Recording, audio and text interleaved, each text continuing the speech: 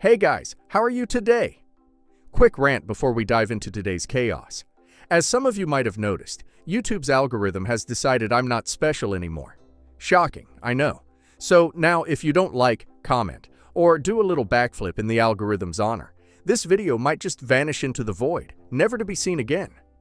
Seriously though, even a hi or "this is wild" in the comments helps way more than you think. It tells YouTube, hey, people actually like this channel. Maybe don't hide it from everyone. That can really help push my videos out to a wider audience, not just to my subscribers. So if you enjoy these stories and want to support the channel, that's the best way to do it. Now grab a drink, get comfy, and enjoy the drama. You won't want to miss this one. I'm Julie, 19, female, and I have a younger sister, Jennifer, 16. Our family dynamic has always been complicated, but recent events have pushed me to my breaking point. To understand the situation, I need to go back a bit. My parents, Donald, 45, and Martha, 43, met in college and married young. They always talked about wanting a big family, but struggled with fertility issues for years.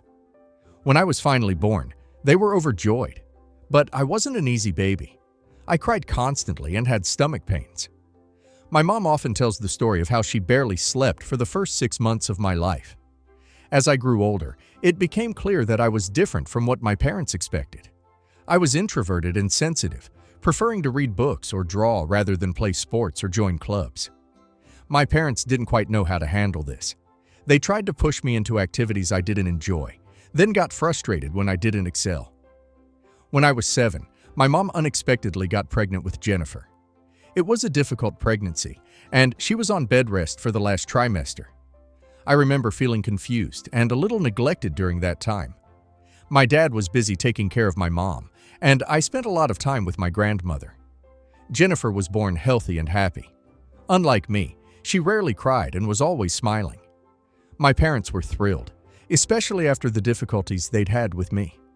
As Jennifer grew, she proved to be everything they'd hoped for in a child: outgoing, athletic, and naturally gifted in school. The contrast between us became more apparent as we got older. When I was 12, I started struggling with anxiety and depression. I'd have panic attacks before school and often felt overwhelmed by social situations. My parents didn't understand. They'd tell me to snap out of it or stop being so dramatic. Meanwhile, Jennifer was thriving.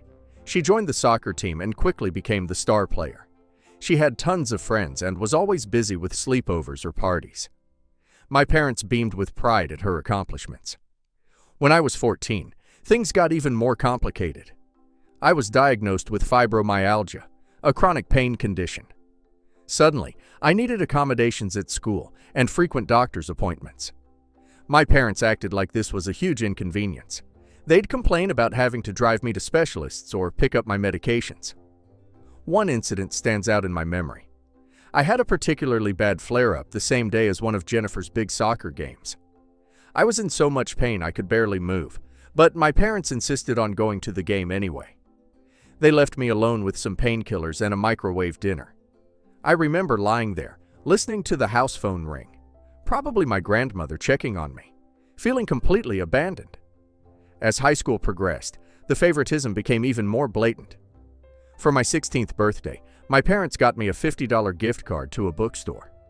For Jennifer's 16th birthday a few months ago, they bought her a car.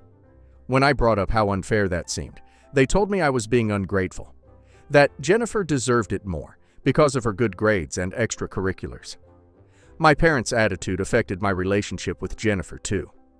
We used to be close when we were younger. I'd read her bedtime stories and help her with her homework. But as the favoritism grew more obvious, we drifted apart. Jennifer never deliberately rubbed it in my face, but there was always an undercurrent of tension between us. Throughout all of this, my best friend Megan was my rock. We met in middle school when we were paired for a science project. Unlike most of our peers, Megan didn't think I was weird or too quiet. She accepted me as I was and always stood up for me. Her family became a second home to me. Her parents, John and Lisa, often invited me over for dinner or weekend trips. They showed interest in my art and always asked how I was feeling. It was with them that I first understood what unconditional support felt like. The final straw came last week. I overheard my parents talking about college plans for Jennifer. They were discussing elaborate campus tours across the country and how they'd help her pay for whatever school she wanted. When I started college this year, they told me I was on my own for tuition and should just go to community college to save money. I confronted them, and things got heated. I laid out all the ways they favored Jennifer over the years: the gifts, the attention, the support. I told them how hurt I'd been, how their lack of understanding about my mental and physical health issues had made everything harder. Instead of listening, they got defensive. My mom said I was being dramatic again, and my dad snapped, "Maybe if you'd applied yourself more like Jennifer, we'd be willing to help you too." That comment broke something in me. All the years of feeling less than, of trying to shrink myself to fit their expectations, came crashing down. I realized nothing I did would ever be good enough for them. I packed up my stuff that night and went to stay with Megan. Her family welcomed me with open arms, no questions asked. When I explained through tears, John and Lisa told me I could stay as long as I needed. It's been a week now. My parents have barely reached out, just one text asking when I'd be done with my tantrum. I told them I wasn't coming back.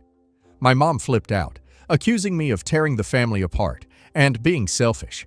She said I needed to think about how this was affecting Jennifer. Part of me feels guilty for abandoning my family. I worry about Jennifer, but another part of me feels relieved to be out of that toxic environment. For the first time in years, I can breathe. Megan and her parents have been so supportive, encouraging me to focus on my mental health and studies. Jennifer texted me yesterday, saying she misses me and that our parents are really upset. I do miss her, but I don't think I can go back. The thought of returning makes me feel panicky and trapped. Am I the asshole for moving out and refusing to come home? Should I have tried harder to work things out with my parents? I feel like I've tried for years to be the daughter they wanted, but it's never enough. Is it wrong to finally put myself first? Not the a-hole. OP's parents sound emotionally neglectful, not just favoring OP's sister. Leaving a child in pain alone for a soccer game?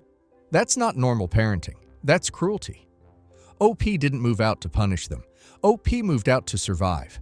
She finally put herself in an environment where she is treated with respect and compassion. That's not selfish. That's healthy. And now let's hear community's opinion. I grew up exactly like you, sick, quiet, and overshadowed by the perfect sibling. You're not crazy for noticing the imbalance. You're not dramatic. You were neglected and gaslit.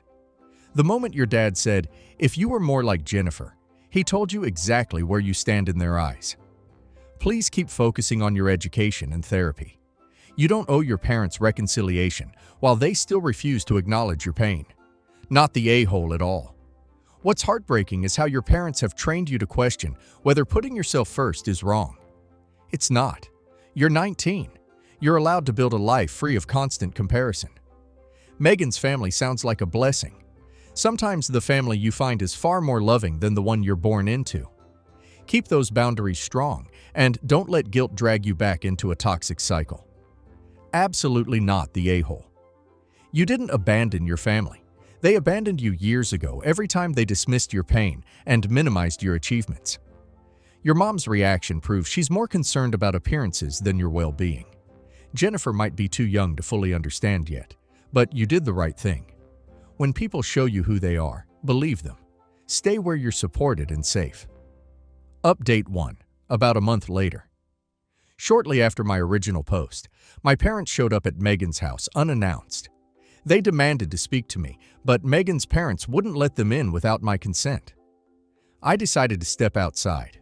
My mom was crying. My dad looked furious. They accused me of being ungrateful and said I was hurting Jennifer by abandoning her. When I tried to explain, calmly, how I felt, my dad cut me off with, "We've given you everything and this is how you repay us." By running away and airing our dirty laundry online? I was stunned they'd found my Reddit post. Apparently Jennifer had seen it and showed them. That hurt, though I can see she probably thought she was helping. The conversation spiraled into them yelling on Megan's front lawn, bringing up every failure they could remember. My mom said, "We tried so hard with you, Julie. We took you to doctors and bought you all those art supplies. Why couldn't you just be normal like your sister?" That hit like a punch. It brought back memories of being compared to Jennifer, or to normal kids, every time I struggled. They alternated guilt-tripping and threats. If you don't come home right now, don't bother coming back at all. My dad added, don't expect help in the future. No more health insurance, no more phone plan. You're on your own. I was shaking inside, but I stood my ground. I told them I wasn't coming back. Their shock was almost comical. After they left, I broke down crying. Megan's family wrapped around me. Tea, quiet company, practical help. Her dad started researching resources for independent students at my college.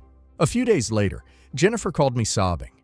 She apologized for showing them the post and said she hadn't realized how bad things had gotten. We talked for a long time about our childhood, our very different experiences under the same roof. It was eye-opening for her. She admitted she always felt pressure to be perfect because of how our parents praised her, and that she'd been jealous of me for seeming strong when I stood up to them. I told her I never felt strong, just exhausted. We agreed to try rebuilding our relationship, separate from our parents' influence. Meanwhile, my parents keep seesawing between love bombing and rage. One day it's, "Sweetie, we miss you. Please come home."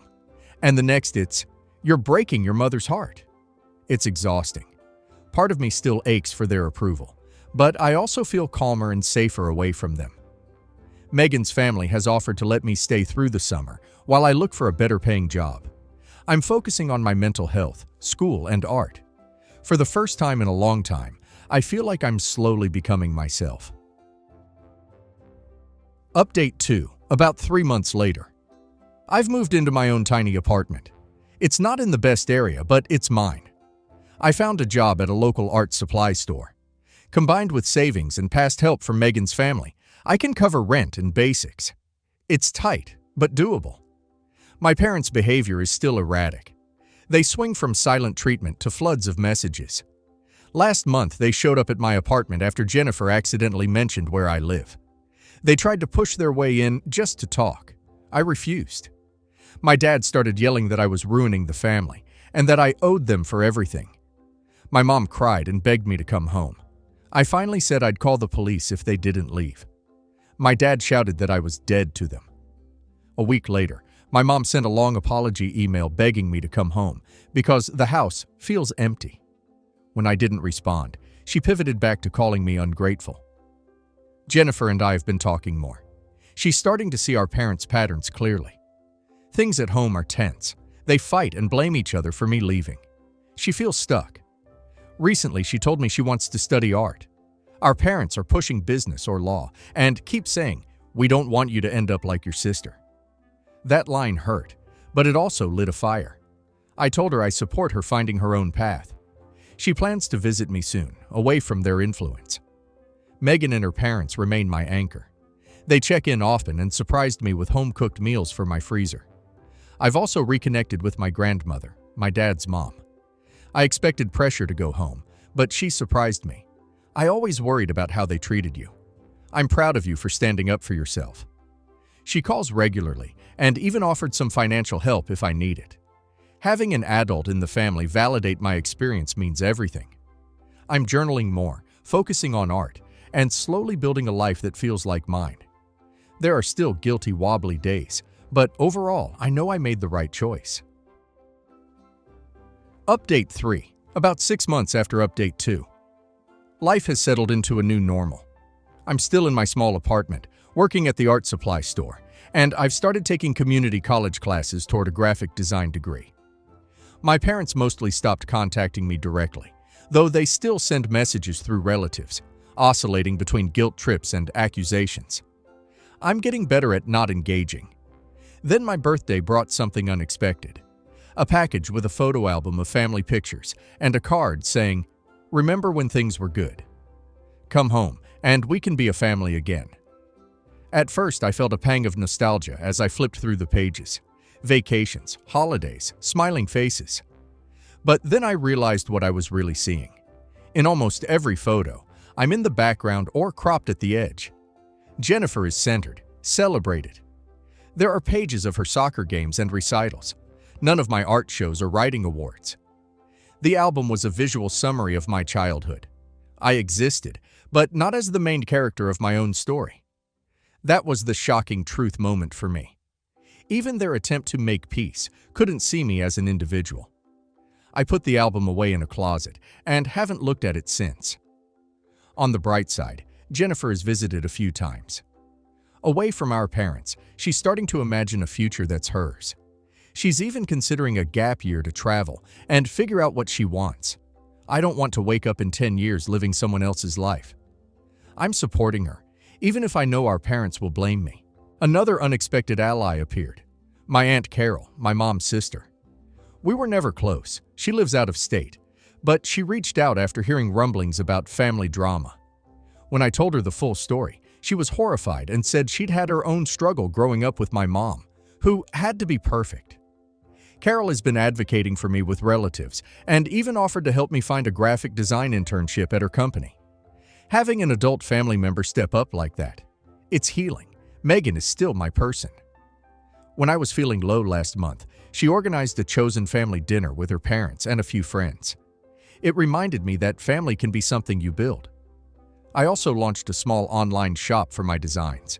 It's not making much money yet, but it feels good to put my work into the world. My grandmother bought one of my prints and displays it in her living room. That small validation meant more than I can explain. Looking back, I'm amazed how much has changed. There are still moments, songs, smells, old routines that tug at me with nostalgia and doubt. But most days I feel stronger, steadier, and more myself. I'm learning to set boundaries, to prioritize my well-being, and to choose people who choose me back. It's not the family I was born into, but it is a family, and for now, that's enough. My father left my mother when I was female 11 months old, my brother 2 and sister 5. He left with his mistress, mother's best friend, to another country. My mother left when I was 2 and hired my aunt, father's sister, to take care of us long term. She moved into our house. The thing is, this lady will just take the money my mother sent and use it for her and her boyfriends. She will leave the house for weeks or months at a time, leaving us to fend for ourselves. My grandmother, father's mom, lived a few minutes away, so we will go eat there once a day, and that would be our only meal for that day. Since my grandmother owned a large farm, she will have a lot of fruit, so my sister will go there and steal some for us to eat the rest of the day. We lived like that until I turned 6. I went to my grandmother's house and asked her to teach me how to cook. She did.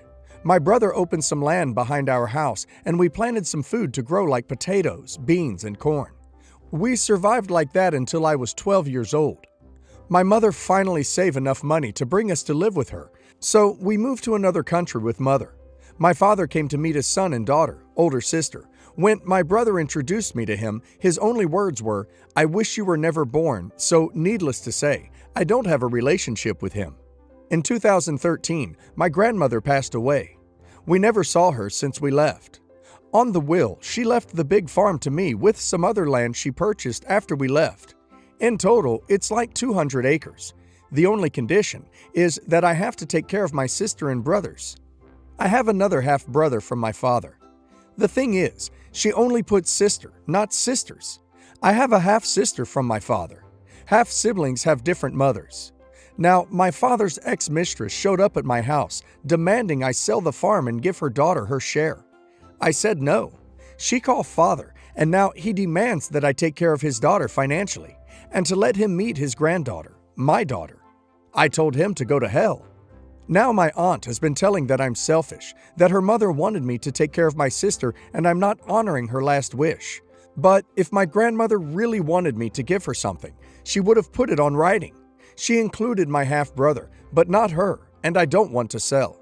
1, it was my grandparents. 2, my cousins are using it to survive, just like my family, my uncle, father's brother, left them too, and they need it.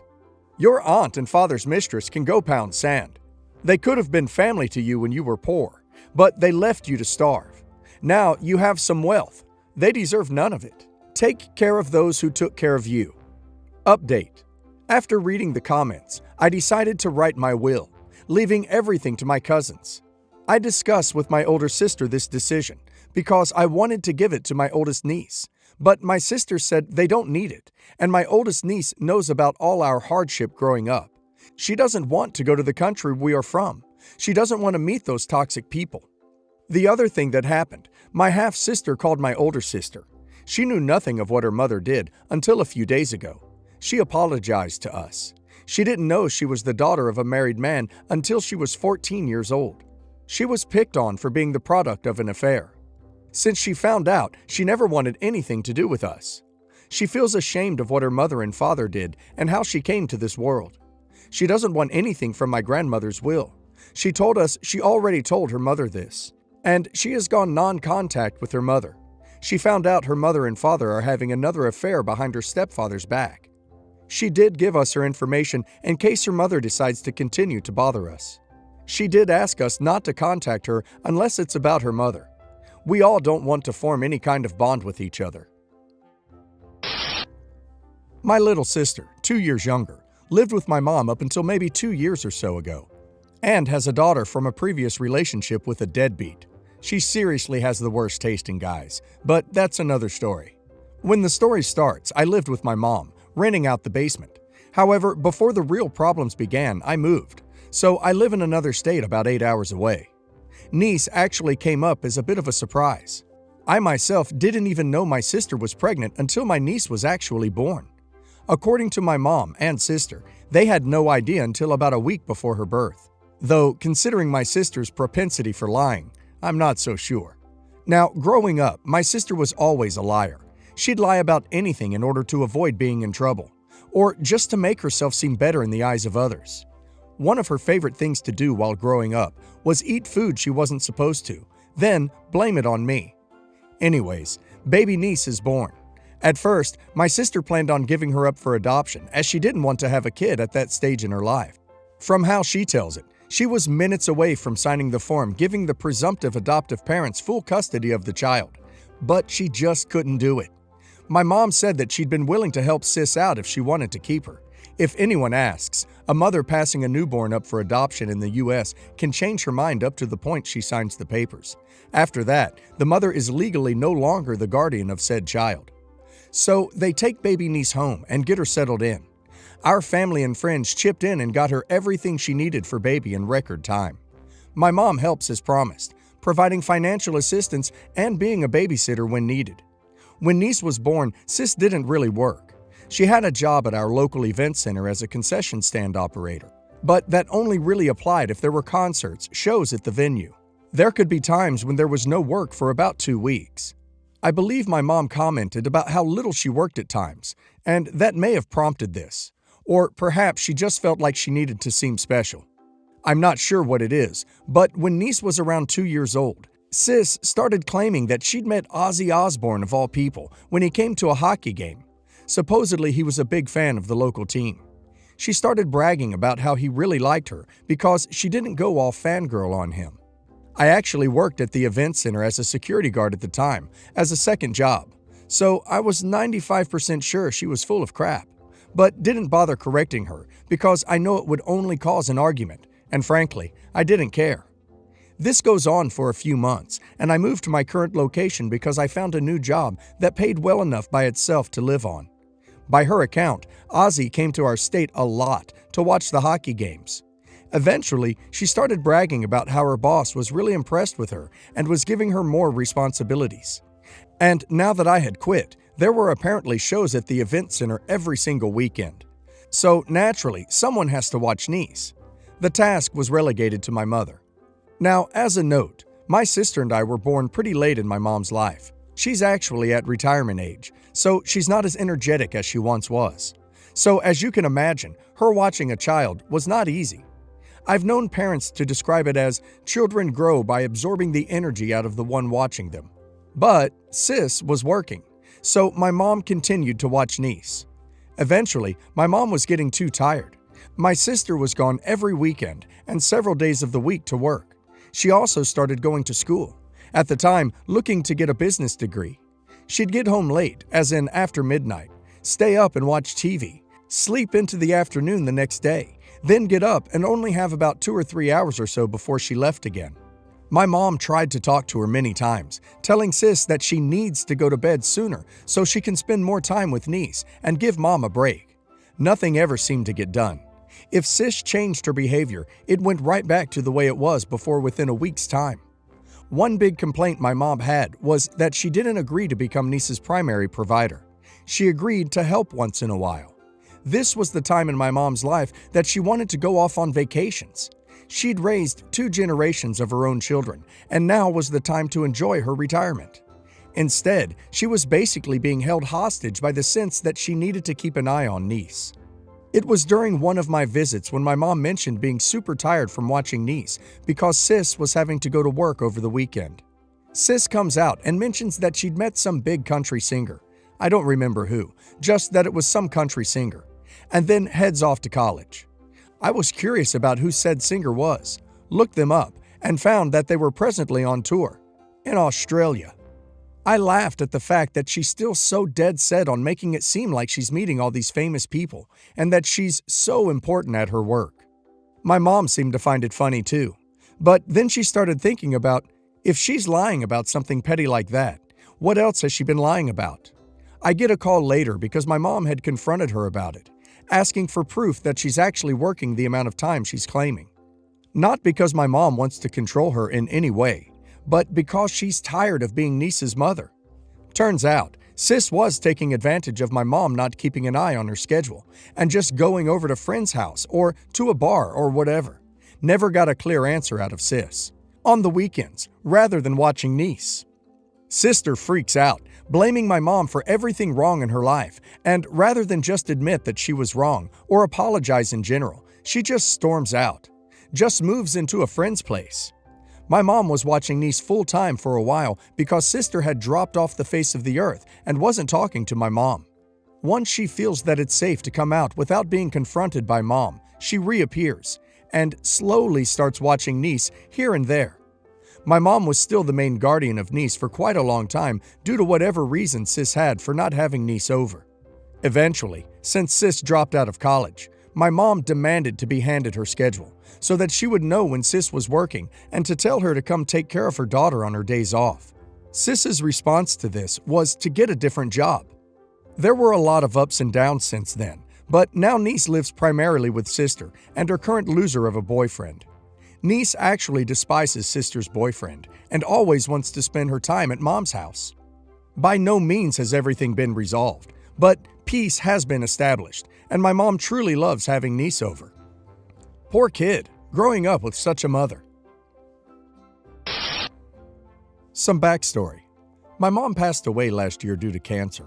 While she and I didn't get along towards the end, she was still very much my mom, and I miss her, even to this day. I've had a lot of crap thrown at me since she died. From my boss claiming I should be over it only 3 months after her passing, to my mom's side of the family demanding I compensate them for funeral and travel expenses. And they didn't even pay for the funeral. The thing that pissed me off the most was when my aunt demanded my mom's milk glass collection, which was a bunch of stuff like lamps, vases, jars, etc., that was made out of milk glass. Sorry if I sound like an art collector in this. I can be a bit pretentious. This was the extent of our conversation through text messaging. A equals my aunt, M equals me, MS my sister, MC my cousin, aunt's daughter. A, my other aunt, asked me about your mom and your grandma's milk glass. I spoke with your dad about it and he stated he didn't think there was a problem with us getting it. Do you think you could put them in a box and meet up with MC to give to her? Let us know, thanks. This immediately threw me off, as I had told my dad previously, right after my mom had died, that we wanted her collection of milk glass to be divided between me and my sister. I immediately called my dad and asked if he had told my aunt that she could have the milk glass, and he said no, and that my aunt had asked him, but he told my aunt that it was me and my sister's, call. I was pissed. This wasn't the first time my aunt had pulled stuff like this, like lying and going behind people's backs to get what she wanted. But I thought maybe my aunt was just mistaken and tried to give her the benefit of the doubt. So I responded with, me. Hi, A. I'm not sure why my dad told you that, because the milk glass is not his call. MS and I talked about it, and we wanted the milk glass to stay in the family. We don't mind giving you guys a few of the pieces. I'll text you guys pictures of the milk glass that MS and I decided we don't want. But those pieces were part of my mom. She loved those, and we wanted those to stay with our family heirlooms. My mom had this saying, "Never tell my aunt no." And I figured out why my mom always said that. But boy, am I grateful I told the B no. A. Well, your dad promised them to me, and your mom has lots of other stuff you guys can have.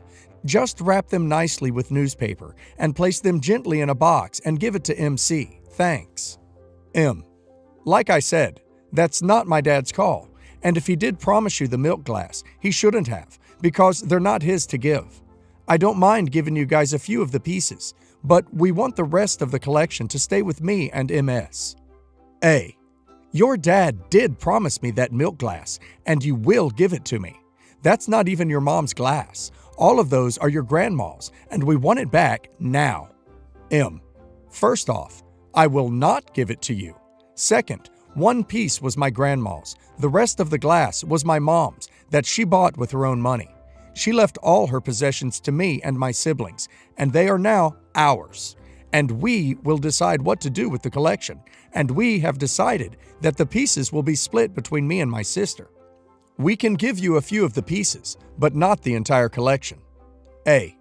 Don't be selfish. Your mom has plenty of other stuff for you to have. You don't even have your own apartment. There will be nowhere for you to put the stuff anyway. I live with my grandma. M. I could be homeless and still have the option to not give it to you.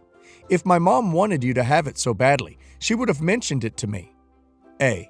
How dare you deprive the one thing I want from her? Your mom would be crying right now if she saw the way you were treating me. She is up in heaven right now asking God why her daughter is being so selfish. Shame on you. M. No, shame on you. How dare you demand that I give you something and not even ask me?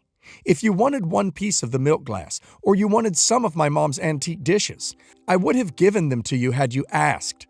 But you want the milk glass, and that's not something I am going to give you. The answer was, is, and will continue to be no. Don't ask again. A. I did ask you, and you started getting pissy for no reason. Now you're lying.